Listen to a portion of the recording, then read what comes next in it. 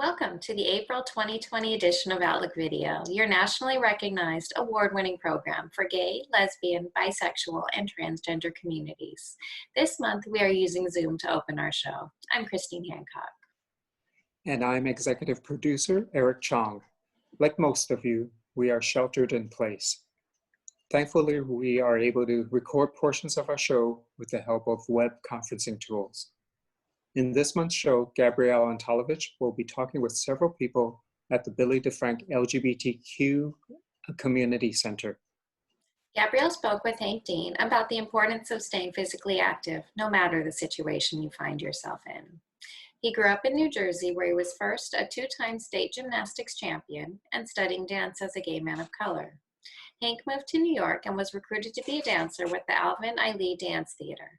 Since then, he has continued professionally with fitness, movement, health, and dance as a teacher, coach, trainer, and choreographer. Later in our show, Sara Sparkles will talk about being queer and how the definition of queer has broadened over the years. She's an honor student and Menlo Scholar at De Anza College, majoring in political science and humanities. Sara is on the Dean's List and is a published editorial cartoonist reporter for La Voix. Prior to attending college, she spent 16 years as a licensed professional stylist. For her third interview, Gabrielle will discuss with Bob Zimering about BiCon. He attended the conference earlier this year and will talk about the various broader bisexual identities that were discussed. Bob is a board member of the DeFrank Center and is a fully out and equal advocate at work as the Director of Quality Assurance for a Bay Area Fortune 500 manufacturing company. In this role, he uses his background in applied physics, for which he earned an advanced degree at the University of Paris. Let's start with Gabrielle's interview with Hank Dean on being physical at these unusual times. We are so lucky to have Hank Dean here, who is one of the people that I feel is super gay. super gay. Right. So what was it like growing up gay? Growing up gay, being an African-American male was very tough where I came from, which is New Jersey. Oh. And yeah. Sorry. Yeah. So I had to do a lot of fighting to become who I am today, being a professional ballet dancer, a national gymnast, and a personal trainer. And being that in my community was, frowned upon. Oh, absolutely, because that is part of the stereotype, especially the ballet. The ballet was the tough one. Yeah. And I used to defy everyone and walk home in my ballet tights to see who would mess with me. Really? Yeah, I grew up with five brothers. What made you do that? I was proud of who I was in my neighborhood. Going to school and being educated and learning how to speak and not talk slang. And ballet, the people that were involved in ballet programs were a little bit educated and more classy, which showed me a different light. And that's what made me be proud of to be who I was. That's fantastic. That's sort of like a mixed metaphor almost. That's what I do. Yes. That's what I do. So when you became a teenager, what happened then? Because everything changes when you're a teenager. Well, everything changed. That's when I noticed that I did have some talent because I got offered Alvin Ailey at the age of 16 as a dancer. And then I was a national gymnast working with Kurt Thomas and some famous people back in that time. And growing up in my neighborhood, that was a privilege. That's great. Yeah. So now that you're in San Jose, there's no famous people you're working with? No. It's been tough living here from New York. I lived in New York for 17 years in South Beach, and then I moved to San Jose. I was teaching a ballet program up in Paradise, the town that just lost their whole town. Oh. And I was teaching a ballet program up there, and then I started dating now to be my husband. I started dating up there, and then I moved to San Jose with my husband. Whoa. Yeah. So how is it different not hanging out with famous people and probably being the famous person yourself? Well, that's really funny you say that because my husband gets really upset with me because he says, I can't believe you don't tell everyone who you worked with and what you've done. I'm a big fan of being judged by today, not by your past. And I don't need anyone to know about that. That was my time, and I had a blast. It had nothing to do with that. And I hope you can put it on my resume. Right? Right. My resume's here. Yeah. And it's interesting because you are a young person doing fitness. And how is that in San Jose? Doing fitness now in this world is really, really tough because you have the millennials now that want to shoot their videos with their shirts off and their shorts up to you. And I don't want to see that. That's not what I'm signing up for. So I try to make sure that we keep personal training very classy. I do a lot of in-home training. I do a lot of senior citizen sit and be fit training, mobility training, hip replacements, and just weight gain, weight loss. That's what I do. And I've been doing it my whole life, and I'm going to do it till I drop. That's wonderful. So does that keep you fit? Yes, it does. It's really funny. People laugh at me. I just turned 57. You would never know. Oh my God, it's been a rough road, and I'm cosmetic king. I just try to do it all to stay young. It's all duct tape. It's all duct tape. It's all duct tape. I don't believe you. No, it's not duct tape. Trust me. No. I know gay men have a thing about age. They freak out. Yes. So what is that about? It wasn't for me about age or freaking out. It was just a matter of appearance. I do believe something that was taught to me when I was younger. Your first appearance is your last appearance. And a lot of people don't understand that. And if you want to look like a bum when you meet people, that's how they're going to perceive you. And I won't have it. Right? I'll have none of that. No. Yeah.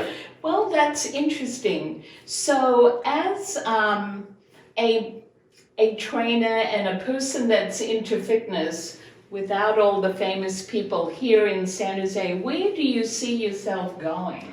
Well, what I'm trying to do is let people that are of age know that there's a different way to train. You don't have to go to a health club. The health clubs today are like, they're like dance clubs, with the music and people pumping. And I have no interest in that whatsoever. I just don't want to be involved in that. So I'm trying to create a community to let people know that it's okay to exercise without all of that. And there's a lot. And you don't have to have the perfect body? Not at all. Nobody needs to have the perfect body. Just a body in motion stays in motion. Right? Nobody has a perfect body. Nobody. No. Okay. So what is your message to people who, I have this posting that I often put on Facebook. I am considering exercise. Today, that's all I can do is consider it. And that's a beginning. It is? It's a thought, and that means that we're on the process to the right road, because once you think about it, then it's in your head. And that's where the beginning starts. I do say to a lot of people, there's so many ways to get fit. Videos, TV, they have YouTube now, which is killing me because everybody wants to do video exercising now. Are you ever going to do that? No. Why not? I don't fall into fads. And you can't, as a personal trainer, there's no personal in a video chat. Ah, and you want to stay personal. Personal training is what I am. And the other thing I'm finding that, say with fitness, there's so much out there, but there's very little that's LGBTQ. And I find that very sad because, I used to go to this gym, and I was a personal trainer in this gym in Philadelphia. And I used to hear these trainers talk about, oh my God, I have this gay guy coming in and all he wants to do is stare at me. And I used to get so mad. I'm like, wow, you're a little full of yourself, aren't you? And I'm like, this man is paying you $90 an hour to come and exercise, so suck it up for 45 minutes. Suck it up, Yeah. So, And so it's good to know that there is gayness in personal training, it's huge. Gayness in fitness. Well, if you ever want to really experience a gay fitness world, Philadelphia. Philadelphia That's was too far, and traveling it was is amazing. It was just the gay capital. Yeah. Let's try and make it happen in San Jose. That would be amazing. That would be amazing. Great. Thank you so much. And thank you. And folks, please remember, just keep moving. A body in motion stays in motion. And if you can't figure that out, we have some great DVDs to take you back into the day. Richard Simmons, Yes. Remember, if you are a senior in the LGBTQ community, you will remember Richard Simmons. So pull out those DVDs. And get it moving. Hi, I'm Ian Harding, and you're watching Outlook Video. We are so lucky to have Sara Sparkle. The thing we are interested in talking about is queerness. You know, that is a term that has changed over time. In my day, queer was a really bad word. And now queer is a really positive word. So what does it mean to you? To me, queer just means being different in any way. It could be gender, it could be something else that's outside the box, but just unique in your own definition, defining your own truth and being who you are. When I was growing up, queer was a bad thing too. We were in a really conservative Southern community, and it was not okay. What state? North Carolina. Oh, yes. Yes. It was not okay to step out of that little box they keep you in. So being queer was bad, and everybody demands a title from you, whether it's straight or gay or lesbian or bisexual. And where we are from, nothing else exists outside of that. I don't identify with any of them. I don't feel like their definitions are who I am, but I'm definitely queer in lots of ways. Always. So for me, queer is more of like a celebration of yourself. So with some of the people that you know who are queer, how do they see the word? Both ways. Some people celebrate it, some people don't. My daughter tends to think that it's a little bit of a slur or a nasty word, so she kind of yells when we say it. There's a Garbage song I super love that queer is the focal point of the song, and she hates when it comes on. She has a list of words that are no-no words in our house. Queer is one. Oh, that's interesting that the younger generation would have a negative connotation for queer. I think it's just the fact that people have used it negatively in the past. She doesn't like the fact that it doesn't have to be used negatively, like other words that are negative. But I think in her school, she's seeing that it's a negative thing, the way the teachers interact with the students and the way it's kind of hush-hush and boys still can't be openly whatever they are other than straight. I think that that's where she has that boundary because of queer. I'm actually wondering if what people are having problems with is that it's a non-definable term. Possibly, yeah. You know, rather than lesbian is definable in people's heads, not really, but. Right. And so, you know, I know some queer people are heterosexual, but flexible in who they sleep with, and others are gay, but are also flexible with who they sleep with, and they prefer the term queer. Yeah. So it's about sexual orientation as well as gender expression. I think just even general expression, for me anyway, like maybe it's because mine flows so closely with my sexuality that it gets mixed up for myself. But I feel like beyond my sexuality, I'm also very queer. I feel like it's not fair to just take my queerness as my sexuality because it is so much bigger than just queer. Yeah, it's an identity. So thank you so much welcome. for being not the youngest queer person, but expressing it out there so young people can feel that they can do it too. So we appreciate that. Thank you. That's part of the reason why I do it. We love to get mail from you. Email us at comments@outlookvideo.org. To contact us by phone, call 408-293-3040, extension 205. Visit our website at outlookvideo.org. Subscribe to our YouTube channel at youtube.com/outlookvideo. And connect with us at facebook.com/outlookvideo. We have Bob Zimering, who actually went to the BiCon conference. So that is not something that has gone on for very long, but How was that for you? Because bisexuals are not recognized everywhere. Yeah, no, so it was great. And actually, I didn't know anything about it. We found out about it through a meetup group. And apparently the conference had been going on for a long time, but this is the first time in 30 years that they had one in the Bay Area. Oh. So it was a great experience. It took place over 2 days. The first day was at the LGBT Center in San Francisco. The second day was somewhere in Oakland, which we didn't have a chance to go to. Right. So how was that for you? Yeah, it was really interesting. It was a great opportunity to experience the whole gamut of folks who identify oriented towards more than one sexuality. So bisexual, pansexual, polysexual, all those kind of things. Genderqueer, non-binary, lots of trans representation. So it was a great diversity of folks within that little narrow slice of the LGBT bigger community. And it was just neat to see how it was raising visibility for folks who a lot of times are kind of marginalized or squished between other groups.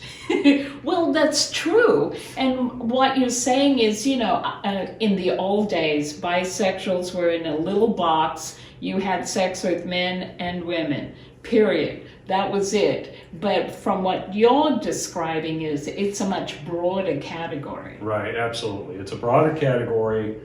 I myself don't identify as bisexual directly because I think that's too confining, but it's a term people know. I'm simply interested in anybody that's intelligent and funny and has an attractive personality, and then we figure out the physical part later. But the part that was interesting, not just in the conference, but a lot of the articles and YouTube videos and stuff, is that bisexuals have been erased for a long time. And there's articles about how bisexuals don't exist and all this kind of stuff. And one of the things that was talked about at the conference, how at the first few pride parades, they literally wouldn't let identified bisexuals march in the parades. Why and so is little by that? little, I don't know. That's 'Cause we're amazing. weird and threatening, I don't know. It is, because we've got LGB. Well, at the time it was just L and G, Oh, and the right. T's were there, but they weren't part of the acronym. So the LGGs kind of pushed everyone out. Ooh. And, I'm not militant or anything, but the beginning of the conference, the keynote speaker, a woman named Lonnie, who's very articulate. She's in her 70s and has been a bi activist for decades and has her own really interesting story. I'll bet you will. I'll bet you will. Very interesting woman, very interesting story. Had been married to a man, divorced, came out as a lesbian, hooked up with a man, came out again, and was shunned by the lesbian community, and then kind of worked through all of that. But she was very active in the 70s and 80s and 90s, all through the growth of HIV/AIDS and all these other things affecting our community, our LGBT community, and how to wrap that around the bisexual group. Because at the time, bisexuals were viewed as traitors or as a vector of the disease into the gay community, into the lesbian community, and lesbians viewed that bisexual women were bringing it into the lesbian community. So there's all that fractionalization. And That's the AIDS-ophobia. AIDS-ophobia, Yeah. absolutely. It's, I lived through that time. I was in ACT UP and not super active, but aware of that and going on, and lost friends and everything in that community as well. And it was a scary time.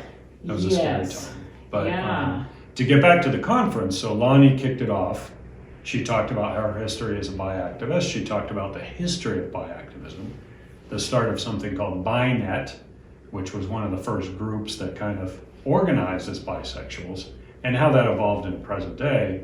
And this group, the BiCon convention, really attracted people from all different walks of life, like I said, with tremendous diversity of intersectionality also. Ethnicity, folks who were African American, Asian American, different racial groups and different religions. Even the Latino community? Oh, tons of Latinos, yeah. Yeah. Yeah. Ooh. Lots of fun. And so it was interesting, the bisectionality of bisexuality, and lots of talks. So there were talks about, there was a writers clinic. There was something about gay and lesbian characters in comic books. There was a panel, a trans panel, and a trans-only space.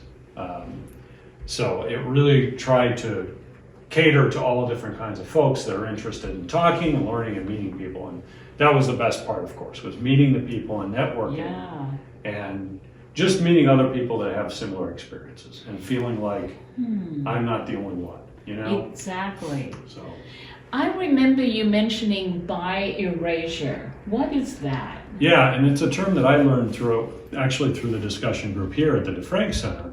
Bi-erasure is exactly what it sounds like. It's the misconception that bisexuals don't exist because we're often paired into either the gay community or the hetero community, depending on who we happen to be dating at the time or in love with or whatever at the time. And, you know, as I mentioned, there were even peer-reviewed studies that proved that bisexual don't exist. And the focus was on bisexual men. And they were published in the 1990s and then refuted in about 2011. So that's how long it took for the scientific community to formally accept that bisexuals exist. And we're not simply gay people trying to conform or straight people trying to fool around and, you know, do something different. Bisexuals are recognized as a real group. And as a real sexual orientation. Correct, as a real sexual orientation, exactly. And so bi-erasure is the concept that because of that phobia or that fear or misunderstanding, bisexuals are lumped into one group or the other and oftentimes ascribed stereotypes like we're slutty, we'll sleep with anyone, or we won't commit, or we're just fooling around, or we're dangerous because we're going to do one thing, but then we're going to go back to the other group. So we're not ever going to have a serious relationship. And you can't trust us, and you're just going to get hurt if you get involved with a bisexual person. So really, so bi-erasure is also if you're in a relationship with the opposite sex, you are no longer bisexual. Correct. And if you're in a same-sex relationship, same thing happens. You're not bisexual. Correct. Yeah. I'm in a relationship. My fiance is a cis woman. She also identifies as bi or pansexual. We've been together 3 years. It's a great relationship. But nobody knows that either one of us identifies bi unless we tell them or unless we're in a community or a meeting group like these. And so when I'm at work, I'm very outspoken on behalf of the LGBT community. And I make sure people know that I identify. And if people ask, I'll tell them the details. And I don't volunteer much about my personal life. Yeah. But it's really important because in the manufacturing sector, there's a very conservative, there's a very old school look towards LGBT, and in particular under the current administration, there's a little bit of retrograde motion in that respect. And folks are skeptical and they're frightened and they're homophobic and all these things. And so I try to represent as a leader, as a junior executive, and I try and represent and say, hey, number one, my office is a safe space for anyone. For somebody in the community that just needs someone to listen, somebody outside of the community who wants to be an ally and learn how. And I'm very involved with a lot of the ally groups and our company employee resource group as well, because I think it's very important to be active on behalf of the whole community. And that's harder as a bisexual person because people just assume I'm straight because I'm in a heteronormative relationship. Right. So, which is not quite heteronormative if you're involved with another bisexual, pansexual person. Correct. But folks don't know about it. Exactly. They see a man, they see a woman, a cis man, a cis woman. Just assume we're straight. Yeah, so, exactly. Yeah. Well, the Billy DeFrank Center is very proud to have you on our board of directors. Thank you. Yeah, it's been a great experience. Yeah, absolutely. So thank you very much. And remember, the Bi South Bay group is now meeting online until further notice through Meetup. Thank you very much. And that's a wrap for this month's edition of Outlook Video. You can watch extended versions of our segments and archive past programs on Outlook Video's YouTube channel at youtube.com/OutlookVideo. Be sure to click on the subscribe button. Also, click on the bell for notifications of our latest videos. Also, friend us on Facebook at facebook.com/OutlookVideo. Outlook Video is made possible by generous donations from viewers like you and talented volunteers behind the camera whose names you'll see as we close. If you live in the Bay Area and would like to volunteer, contact us through our Facebook page. We close this show with one more interview with Gabrielle. Jose Guerrero loves music and has brought this to his volunteer work as a coordinator at the Billy DeFrank's Rainbow Bingo. He quickly became Billy DeFrank's in-house DJ.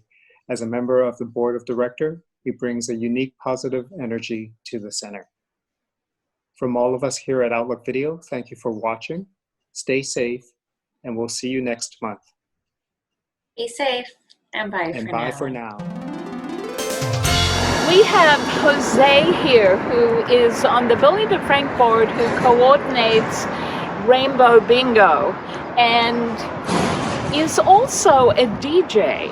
So what you have brought to the table really is having us love music again. So what brings that to you? Music's always been a part of my life. It's universal. Doesn't matter what side of the aisle you're from or what language you speak. You put on YMCA or any other song that people know, and it's something that brings people together. Wow. And do you know that the city had Viva Calle, which is closing down the streets, and you were the first one to say, yes, let's do disco on the Rainbow Crosswalk. That was a lot of fun. Yeah. And a lot of good feedback from people. We played, for example, the song "Ring My Bell," the disco classic "Ring My Bell," and sure enough, people are riding by on their bikes and ringing their bicycle bells. Right, so, and they were rocking their bicycles. Yeah, playing "Bicycle" by Queen. Different songs like that. So it added to it, and I think it was something that was very, very well received. That's right. Music is magnificent. It is. Yeah. So what made you want to be a DJ?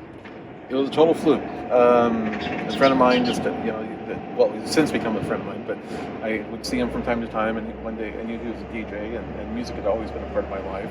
And one day he came in saying that asking me if I knew of anyone that would like to be, a roadie, a part-time helper for him. And I said, sure, sign me up, which we did. And that was in the early 90s, so it's been quite a while. And you know that we have now decided you are our in-house DJ. And a very good one, because you did Billy DeFrank's, Thanksgiving Day, Christmas Day, and New Year's Eve. Yes. Oh my goodness. That was a lot of fun. So that is very important. And also, you bring music to Rainbow Bingo when there's a quiet time. Right. That way there's no real dead time.